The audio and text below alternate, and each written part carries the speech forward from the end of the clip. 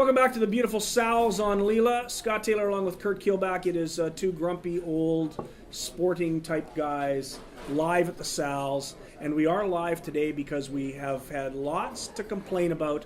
My friend Statler, I'm Waldorf.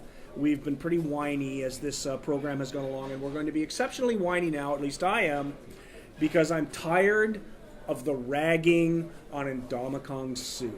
And I'll tell you why. Yeah, okay, he shouldn't have stomped on the guy.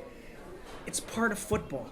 And the part that bothers me about all this is all of this holier-than-thou whining from the pregame shows, from Bradshaw and Esiason and all these whining millionaires talking about Ndamukong, you shouldn't do this, it's not part of football. It's as if they forgot football from the 60s and the 70s. Go back and look at NFL films.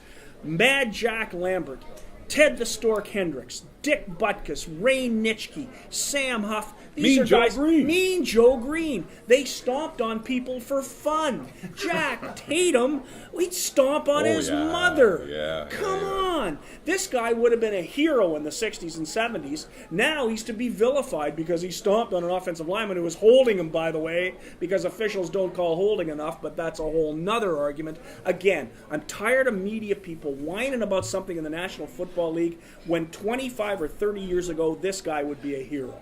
You know, but it's, it's not only in football that it's happening, and, but still, when you stomp on a guy after the play, you shouldn't do that. And then you wonder why you take a penalty, and then the following week they take the same dumb penalties again.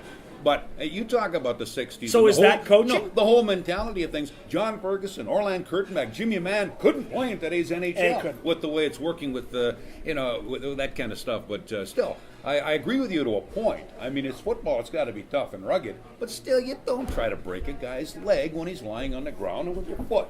You don't do that. You did in the 60s. You did in the 70s. Dick Butkus was revered, and he did that constantly. He played to injure people. Jack Tatum did. He put a guy in a wheelchair, Darryl Stingley. Jack Tatum was considered a hero, a star, one of the greatest players of all time.